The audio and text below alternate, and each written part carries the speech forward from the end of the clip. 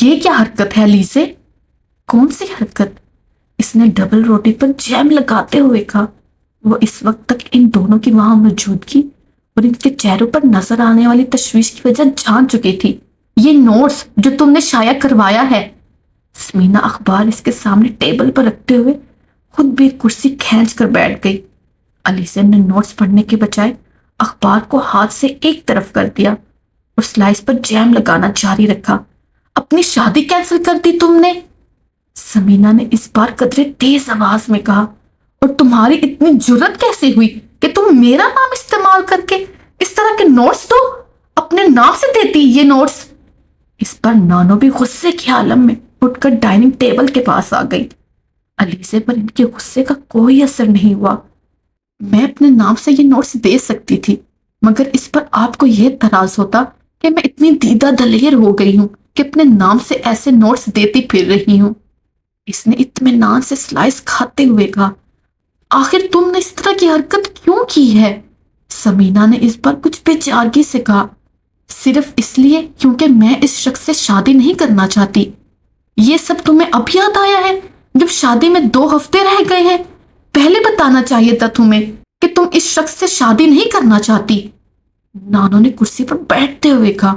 اور یہ شادی تم سے پوچھ کر طے کی گئی تھی، تمہارے سر پر تھوپا تو نہیں کیا تھا جنید کو؟ رشتہ طے ہونے سے پہلے ملتی رہی ہو تم، جب مطمئن ہو گئی تب یہ رشتہ طے کیا گیا۔ بلکہ میں نے تم سے اس وقت بھی یہ کہا تھا کہ اگر تمہیں کوئی اور پسند ہے تو مجھے بتا دو، ہم تمہاری شادی وہاں طے کر دیں گے۔ اس وقت تمہیں جنید پر کوئی اعتراض نہیں تھا، اور اب تم کہہ رہی ہو کہ تم اس سے شادی نہیں کرنا چاہتی۔ نانو بغیر رکے بولتی رہی۔ آخر تم نے یہ کیوں طے کر لیا کہ تم ہمیشہ مجھے اور دوسروں کو پریشان کرتی رہو گی؟ میں کسی کو پریشان نہیں کر رہی، شادی میرا ذاتی معاملہ ہے، اس کے بارے میں فیصلہ کرنے کا مکمل حق ہے۔ اس بار علیزہ نے ہلکی سی ترشی کے ساتھ کہا۔ اس حق کو اس طرح استعمال کرنا تھا تمہیں؟ ممی مجھے بات کرنے دے اس سے۔ اس بار سمینا نے نانو کو روکا۔ تمہیں اندازہ ہے کہ تمہاری اس حرکت سے ہمارے اور جنید کے گھر والوں پر کس طرح کا اثر ہوگا؟ سمینا نے تلخی سے کہا۔ لوگ کس طرح کی باتیں کریں گے؟ علیزہ نے ہاتھ اٹھا کر انہیں بات کرنے سے روکا۔ اوہ کم آن ممی، ہم کسی مڈل کلاس فیملی سے تعلق نہیں رکھتے کہ میری اس حرکت سے ہم کسی کو منہ دکھانے کے قابل نہیں رہیں گے۔ اس نے ناگواری سے کہا۔ ہماری فیملی میں اتنی چھوٹی چھوٹی چیزوں کو کوئی مائنڈ نہیں کرتا، کیا نہیں ہو جاتا ہمارے طبقے میں، اور آپ ایک معمولی بات پر اس طرح مجھے ملامت کرنے بیٹھ گئی۔ اس نے اب اپنا سلائس پلیٹ میں رکھ دیا۔ ویسے بھی تو اتنی طلاقیں ہوتی رہتی ہیں، اگر میں نے صرف منگنی توڑ دی ہے تو اس میں کون سی بڑی بات ہو گئی؟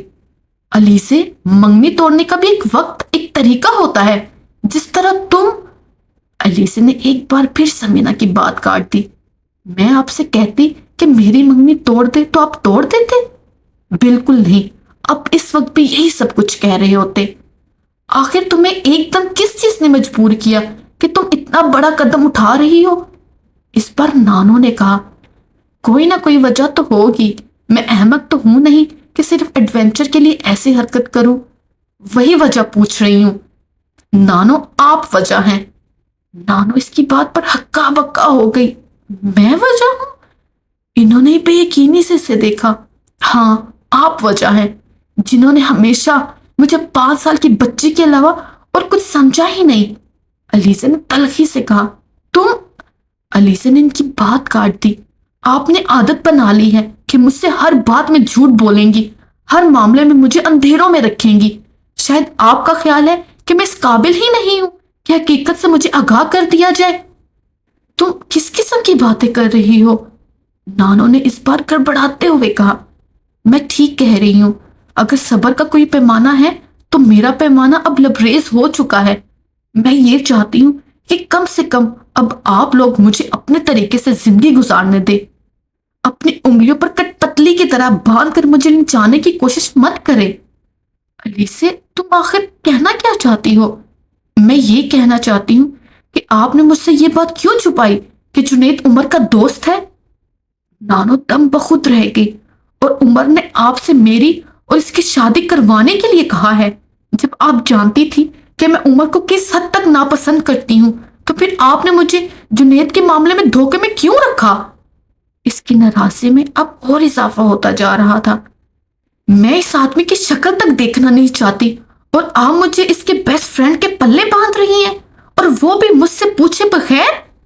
وہ رکے بغیر کہتی گئی، آپ ہمیشہ یہ ظاہر کرتی رہی ہیں کہ جنید اور اس کی فیملی کو آپ پہلے کبھی جانتی ہی نہیں تھی، جبکہ آپ ان سے اچھی طرح واقف تھی۔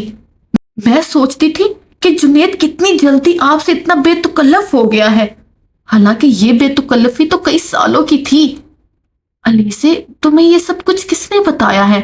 یقیناً کسی نے تمہیں گمراہ کرنے کی کوشش کی ہے۔ نانو نے کچھ دیر بعد اسے شوق سے سنبھلتے ہوئے کہنے کی کوشش کی، مجھے یہ سب کچھ خود جنید نے بتایا ہے، اس نے مجھے گمراہ کرنے کی کوشش کی ہے۔ اب بھی اس کے بارے میں کچھ کہنا چاہیں تو کہہ دیں، ہو سکتا ہے مجھے یہ ہمیشہ کی طرح کوئی غلط فہمی ہوئی ہو۔ عمر نے مجھے جنید سے تمہاری شادی کے لیے مجبور نہیں کیا تھا، نانو نے مدفانہ انداز میں کہنا شروع کیا۔ انہیں اندازہ تھا کہ لیزا اب ان کی ہر بات کو شعبے کی نظر سے دیکھے گی۔ اس نے صرف مجھ سے یہ کہا تھا کہ میں تمہیں جنید سے ملواؤں، اگر تم لوگوں کے درمیان کچھ انڈرسٹینڈنگ ہوئی تو پھر اس رشتے کو طے کیا جا سکے، مگر مجبور نہیں کیا۔ نانو بولتی رہی، جنید ہر لحاظ سے ایک اچھا لڑکا تھا، نہ صرف وہ خود بلکہ اس کی فیملی بھی۔ میں واقعی اسے بہت سالوں سے جانتی تھی، اس لیے میں عمر کو انکار نہیں کر سکی۔ تم پر یہ بات ظاہر نہیں کی گئی تھی، مگر شادی کے سلسلے پر تم پر کوئی دباؤ نہیں ڈالا گیا۔ تم سے یہ نہیں کہا گیا کہ تم صرف جنید سے ہی شادی کرو اور کسی کے ساتھ نہیں کر سکتی۔ میں نے انتخاب کا حق تمہیں دیا تھا اور تم نے خود جنید کے حق میں فیصلہ کیا تھا، مگر میں یہ نہیں جانتی تھی کہ وہ عمر کا انتخاب ہے۔ علیزے نے کہا، اس سے کیا فرق پڑتا ہے؟ فرق پڑتا ہے، آپ کو نہیں پڑتا مگر مجھے پڑتا ہے، اور آپ نے اس 1 سال کے عرصے میں ایک بار بھی مجھے یہ بتانے کی کوشش نہیں کی کہ… نانو نے اس کی بات کاٹ دی، تمہیں بتانے سے کیا ہوتا؟ تم اس وقت بھی یہی کرتی جو تم اب کر رہی ہو۔ ہاں، میں اس وقت بھی یہی کرتی جو اب کر رہی ہوں، لیزا نے غصے سے کہا۔ آخر میں ایک ایسے آدمی سے شادی کیوں کروں جو مجھ سے کسی دوسرے کے کہنے پر شادی کر رہا ہے؟ آپ کو یہ پتا ہے کہ وہ مجھ سے صرف عمر کے کہنے پر شادی کر رہا ہے۔ علیزے، ایسی بات نہیں ہے، کوئی کسی کے کہنے پر کسی سے شادی نہیں کرتا۔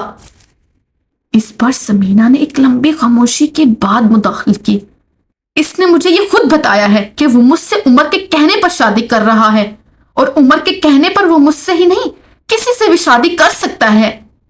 اس نے ویسے ہی کہہ دیا ہوگا، جنید جیسا لڑکا اس طرح کے کسی کے کہنے پر کہیں بھی شادی کرنے والوں میں سے نہیں۔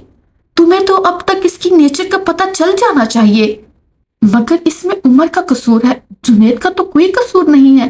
کیوں قصور نہیں ہے؟ وہ بھی برابر کا قصوروار ہے، اس نے بھی مجھ سے جھوٹ بولا تھا۔ اور اس کے گھر والے، انہوں نے کیا کیا ہے؟ مجھے اس کے گھر والوں کی پرواہ نہیں ہے، علیزہ نے دھڑلے سے کہا۔ شرم آنی چاہیے تمہیں، تم اس کے گھر اتنا آتی جاتی رہی ہو اور اب تم کہہ رہی ہو کہ تمہیں ان کی پرواہ نہیں ہے۔ نانو نے اسے جھڑکا، تم اور کسی کا نہیں تو میرا ہی احساس کر لو، میں اپنے شوہر کو کیا منہ دکھاؤں گی؟ وہ 1 ہفتے تک یہاں آ رہے ہیں اور تم… علیزہ نے سمینہ کی بات کاٹ دی، ممی، آپ کے شوہر آپ کا مسئلہ ہے، مجھے پرواہ نہیں ہے کہ وہ آپ کے یا میرے بارے میں کیا سوچتے ہیں۔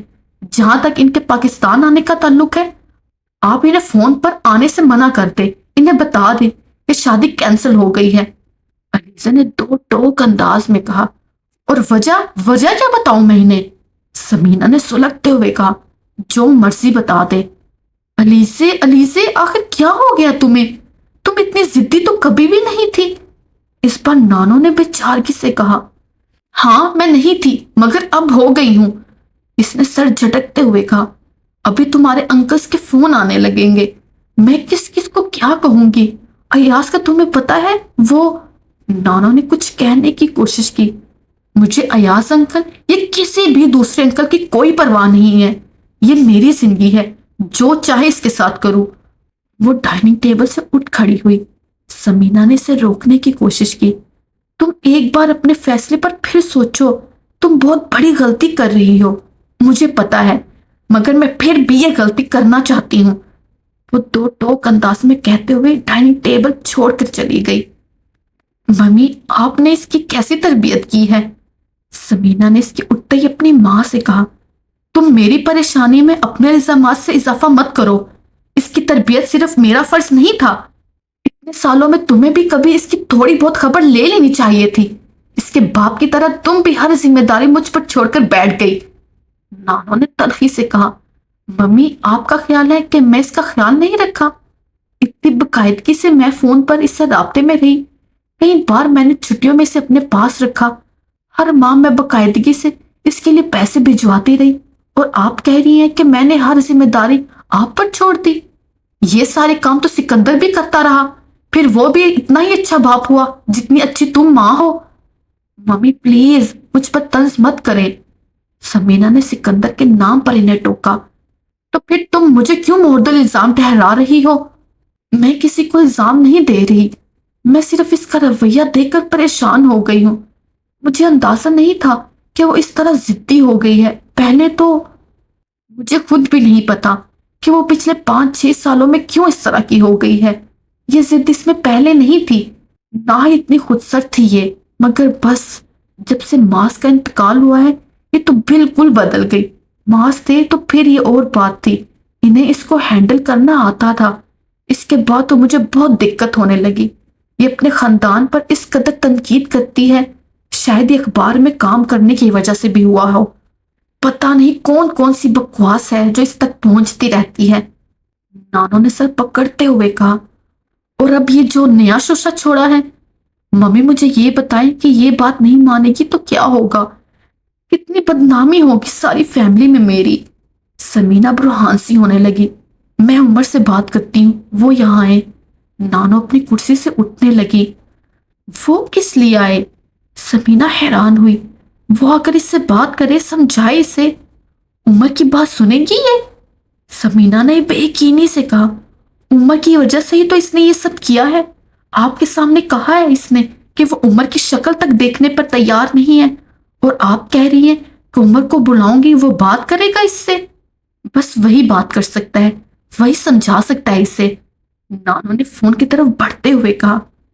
ممی، عمر کو اتنا ناپسند کیوں کرتی ہے یہ؟ کئی سال پہلے تو اس کی زبان پر عمر کے علاوہ اور کسی کا نام ہی نہیں ہوتا تھا، آپ خود کہتی۔ جا رہی۔ رک جائے آپ نے اس ویڈیو کو لائک کیا؟ نہیں کیا نا، تو پلیز لائک کر دے، اور چینل کو سبسکرائب کیا؟ وہ بھی نہیں کیا ہوگا یقیناً، تو وہ بھی کر دے پلیز۔ اور اینڈ پہ کمنٹ کیا آپ نے؟ نظر آ رہا ہے آپ نے کمنٹ نہیں کیا، تو وہ بھی کریں تاکہ پتہ چلے یہ ویڈیو کہاں سے دیکھی جا رہی ہے۔ ٹیک کیئر، اوکے، اللہ حافظ، take care, tata, bye bye.